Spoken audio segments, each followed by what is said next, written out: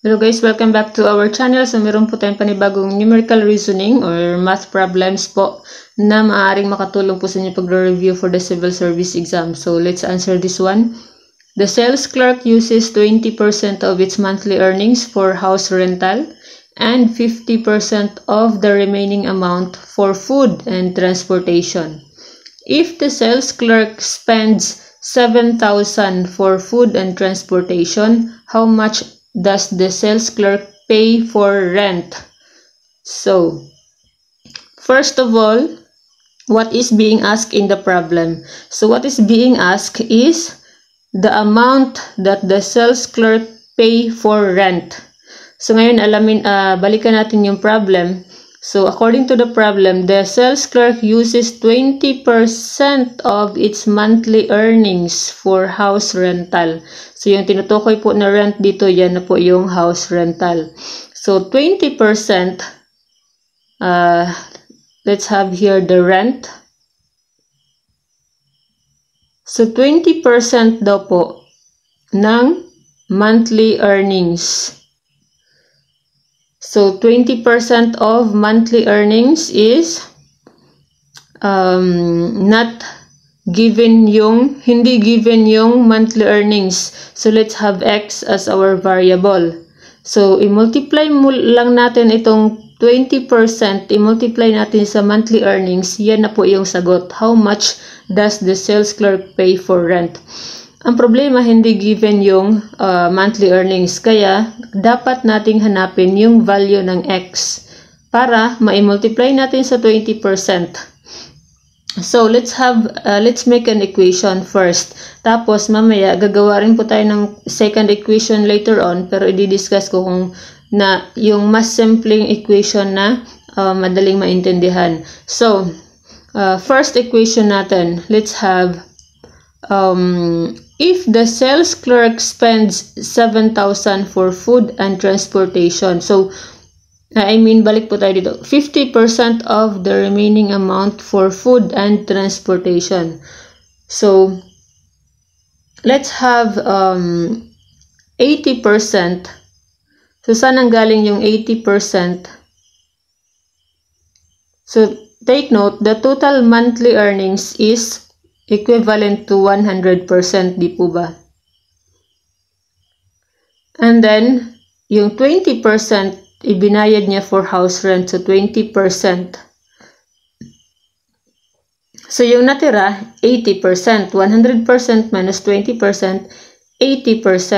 So, according to the problem, 50% of the remaining amount. So, take note, 50% of the remaining amount, not 50% of the monthly earnings. So, ang gawin mo, 80%, i-multiply mo lamang by 50%. Tapos, i-multiply natin by X. Which is, X is the value that we need to know. That is the 100% of monthly earnings. Equals 7,000.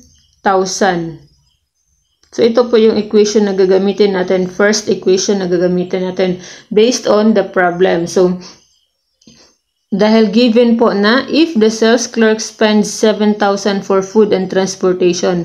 So, it means that the 80% times the 80% which is the remaining amount, i-multiply natin ng 50%. Dahil 50% of the remaining amount.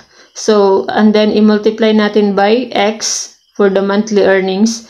And that is equal to 7,000. So, ngayon, isolve natin yan gamit yung, isolve natin yung itong equation. So, let's have 80% times 50%. That is 0.8 times 0.5. So, ang galing yung 0.8 times 0.5, that is how to convert, i-convert mo muna into decimal yung percentage. Tapos, X equals 7,000. So, medyo maliit yung space natin, kaya i-shortcut na lang po natin. So, pakinggan nyo na lamang po ako. So, 0.8 times 0.5 is 0.40 or 0.4 times X, that is 0.4X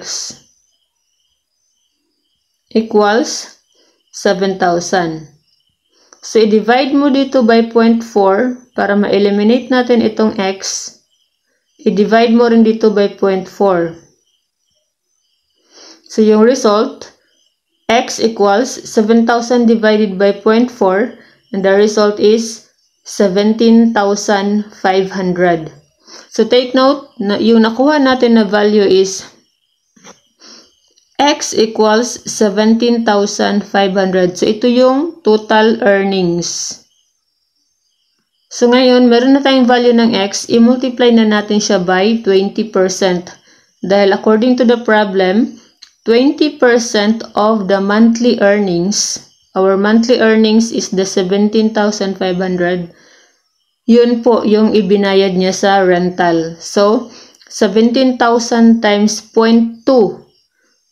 Saan galing yung 0.2? That is how you convert percentage into decimal. Mag-move ka lang ng dalawang decimal place from left to right.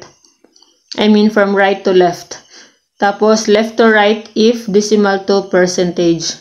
So, the correct answer for the amount na naibayad sa house rent ay 17,500 times 0.2 and that is 3,500.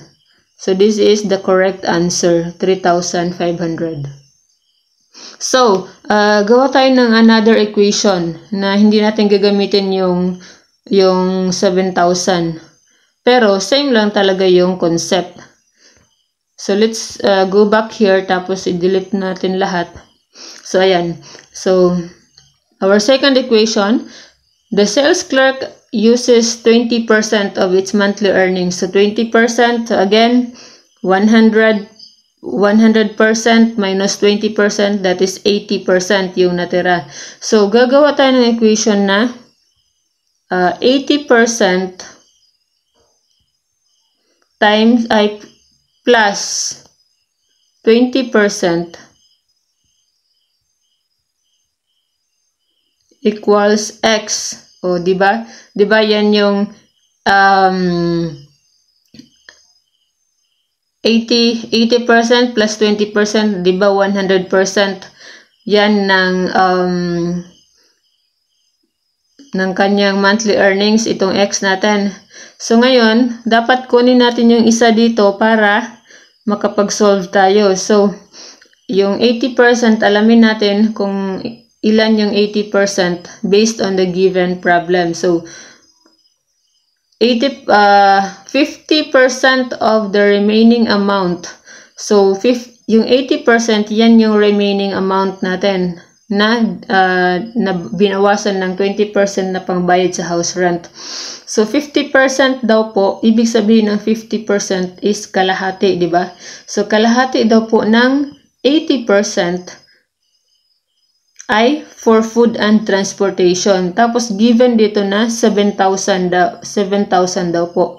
So, ibig sabihin na 7,000 ng 80, ay kalahati ng 80%, which is 40%, ay 7,000. So, ibig sabihin yung 80% ay 14,000. Tama?